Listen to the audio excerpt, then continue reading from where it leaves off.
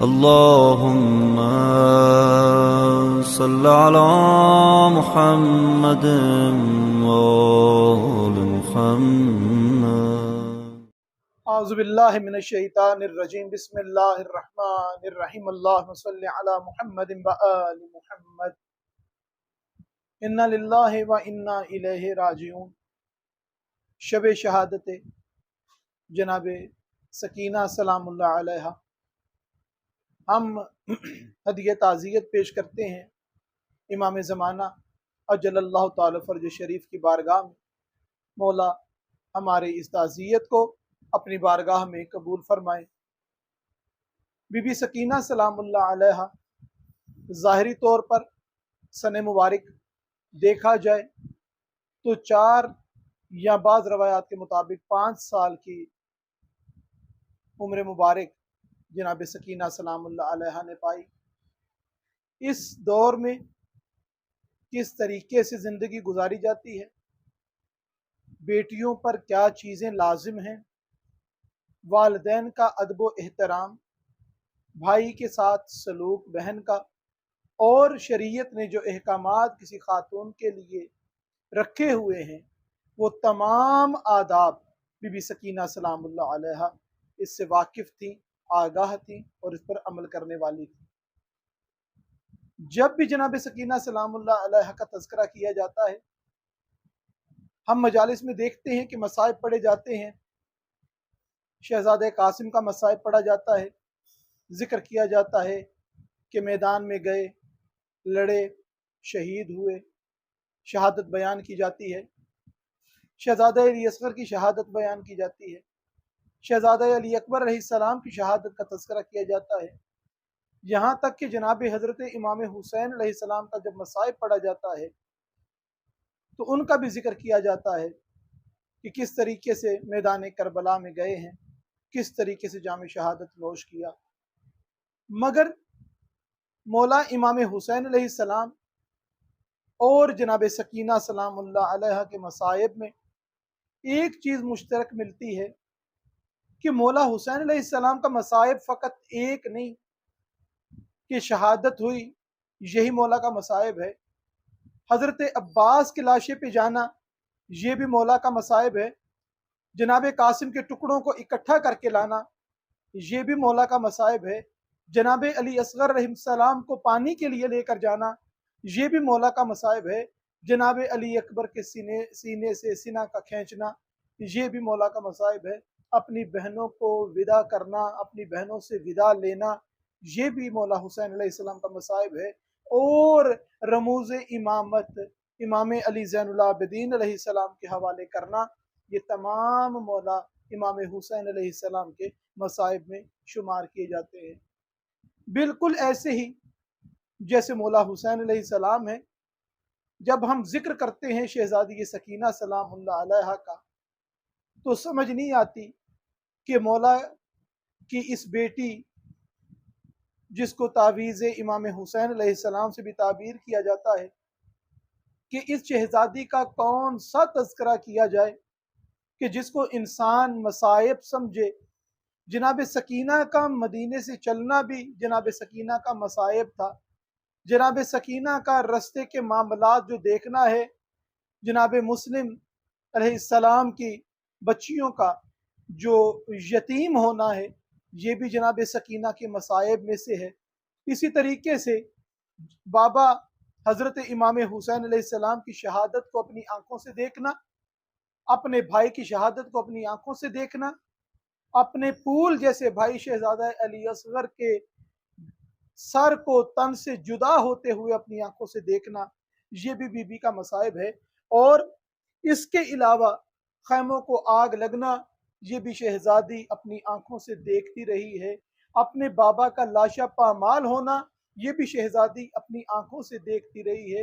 مجھے سمجھ نہیں آتی کہ جب جناب سکینہ کا مصائب پڑھا جائے تو اس کو شروع کہاں سے کیا جائے اور جناب سکینہ کے مصائب کا اختتام کس جگہ پر کیا جائے. وہ کون سا لمحہ ہے کہ جہاں پہ جناب سکینہ کے مصائب ختم ہو گئے، जनाब सकीना सलामुल्लाह अलैहा की मुसीबत ख़त्म हो गई। उस बीबी की मुसीबत का ख़ात्मा क्या बयान किया जा सकता है कि जो अभी भी कब्र के अंदर रस्सियों में बंधी हुई है, जिसके हाथ बंधे हुए हैं, जिसका कुर्ता उसका कफन बना है, उस बीबी के मसाइब कैसे ख़त्म हो सकते हैं?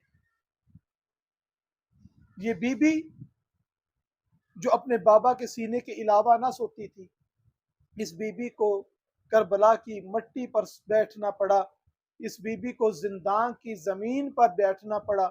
ये बीबी जो बीबी इस कदर आलिमा बीबी थी, इस बचपने की ज़ाहिरी तौर पे जो बचपना है इसमें भी आलिमा बीबी थी कि तमाम मस्तूरात जब रिदाएं सबकी छीनी गई ना, तो हर मस्तूर अपने बालों से अपने चेहरे को छुपाए हुए थी। ये शहजादी अपने हाथों से अपने चेहरे का पर्दा बनाए हुए चलती थी कि मेरे बाल छोटे हैं, कि मेरा चेहरा नहीं छुपता। परवरदिगार हमारी बेटियों को ऐसी कनीज़े सकीना सलामुल्लाह अलैहा बनने की तौफीक अता फरमाए कि जितने भी मॉडर्न हो जाएं, जितने भी दुनिया में मगन हो जाएं, लेकिन जनाब सकीना सलामुल्लाह अलैहा की सीरत को ना छोड़ें। उसकी जनाब सकीना सलामुल्लाह अलैहा की सीरत से सबक हासिल करती रहें बेटियां कि पर्दे की अहमियत क्या है, पर्दा कितना ज़रूरी है, चेहरे का पर्दा कितना ज़रूरी है, कि जनाब सकीना सलामुल्लाह अलैहा ने किस तरीके से जिंदगानी गुजार के दिखाई कि क़यामत तक जनाब सकीना का तज़किरा हर जगह पर, हर मौके पर, हर दौर में, हर उम्र की खातून के लिए दर्स करबला दर्स बन गया है। ये हर खातून के लिए जनाब सकीना की ज़िंदगी का जिक्र करता हूँ। बड़े मसाइब हैं जनाब सकीना के। जिस वक्त वाक़या करबला के बाद पानी का आना है, जनाब सकीना का मसाइब है। जब बीबी ज़ैनब सलामुल्लाह अलैहा ने फरमाया कि आप बेटा पहले पानी पिए, तो बीबी फरमाती हैं कि आप पहले पानी क्यों नहीं पीती? तो जनाब सकीना से जनाब ज़ैनब सलामुल्लाह अलैहा इरशाद फरमाती हैं कि बेटा बच्चों को पहले पानी पिलाते हैं। ये भी जनाब सकीना का मसाइब है कि वो पानी का जाम लेके अपने भाई अली असगर को आवाज़ें देने लगी कि अगर बच्चों को पिलाते हैं तो फूफी अम्मा मेरा असगर तो मुझसे भी छोटा था, पहले तो उस असगर को पानी पीना चाहिए, और अगर असगर पानी नहीं पीते तो सकीना ने पानी कैसे पिया होगा। चल पड़ा काफिला। अब वो मकाम आया कि जब सिना जिस पे इमाम हुसैन अलैहिस्सलाम का सर मुबारक था, वो अपनी जगह से हरकत नहीं करती, और जालिम ने ताज़ियान इमाम अली ज़ैनुल आबिदीन के कमरे मुबारक पे मारना शुरू किए। जनाब ज़ैनब सलामुल्लाह अलैहा फरमाती हैं, भैया आपका नेज़ा हरकत क्यों नहीं करता, आप यहाँ से हरकत क्यों नहीं करते? कहा, बहन ज़ैनब मैं हरकत कैसे करूँ, मेरी सकीना ऊँट से गिर चुकी है। कौन कौन सा मसाइब जनाब सकीना का बताया जाए। यहाँ तक तारीख में मिलता है कि जिसने जितनी बार चाहा जनाब सकीना के चेहरे पे तमाचे मारे, और तारीख में ये अल्फाज दर्ज हैं कि जनाब सकीना ने अपने बाबा को इतनी मर्तबा नहीं जितनी मर्तबा चचा अब्बास को पुकारा। किस किस मसाइब का जिक्र करूं अपनी शहजादी के, किस किस दुख का जिक्र करूं अपनी शहजादी के। तमाम बाजारों के जख्मों को लेकर जब जिंदान में बीबी आई ना, बीबी खामोश नहीं होती थी, बीबी रोती थी। इतना दर्द था बीबी की आवाज में, इतना दर्द था बीबी के रोने में कि तमाम जिंदा वाले और जो जिंदा के पहरेदार थे वो भी, यहाँ तक के दरबार तक बात पहुंच गई कि बच्ची जो है इतना रोती है, खामोश नहीं होती। पूछा गया क्या कहती है, क्यों चुप नहीं करती? कहा कहती है एक मरतबा मेरे बाबा का सर मुझे ला दो, मैं वादा करती हूँ कि मैं चुप हो जाऊंगी, उसके बाद ना रोंगी। इतना मजबूर हो गया हुक्मरान कि उसको सर देना पड़ा। बीबी सकीना सलामुल्लाह अलैहा को जैसे ही मौला हुसैन का सर पाया ना, बीबी सकीना ने अपने पास रखा है, सर के ऊपर अपना सर रख के इतना रोई बीबी, इतना रोई बीबी, और बाबा से कहने लगी कि बाबा मुझे अपने पास बुला लें, अब इस दुनिया में मेरा आपके बाद दिल नहीं लगता। बीबी रो रही थी कि रोते रोते वो रोने की आवाज़ जो है वो खामोशी में बदल जाती है। इमाम अली ज़ैनुल आबिदीन आगे बढ़ते हैं और अपनी भतीजी को हिलाते हैं और पूछते हैं अपनी बेटी से कि सकीना बेटी क्या हुआ, क्यों खामोश हो गई? تو امام علی زین العابدین کی چیخ نکلتی ہے کہ وہ وقت آ گیا کہ جناب سکینہ کی روح پرواز کر گئی تھی اور حقیقت میں اپنے بابا کے ساتھ جا ملی تھی۔ اب جناب سکینہ کا غسل دینے کے لیے غسالہ آتی ہے، غسل دیتی ہے، غسل دیتے ہوئے غسل دے کر پوچھا اس نے زنداں کے پاس آ کر کہ اس بچی کا وارث کون ہے؟ جناب زینب سلام اللہ علیہ آگے بڑھتی ہیں اور غسالہ سے کہتی ہیں کہ کیا ہوا ہے، میں وارث ہوں اس کی، کیا وجہ ہے تو اس کے وارثوں کے بارے میں کیوں پوچھتی ہے؟ ہم سب اس کے وارث ہیں۔ کہا میں جاننا چاہتی ہوں کہ اس بچی کو کون سی بیماری تھی؟ بی بی نے فرمایا کیوں، کیا ہوا، کیسی بیماری؟ کہا اس کا پورا بدن نیلوں سے بھرا ہوا ہے، اس کے جسم کا کوئی حصہ ایسا نہیں ہے کہ جس کے اوپر نیل کا نشان نہ ہو۔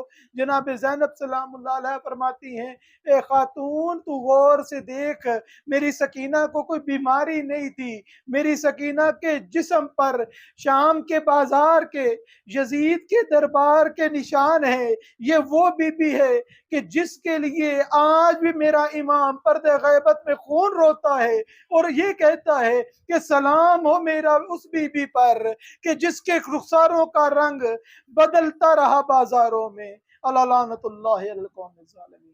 اللہ صلی اللہ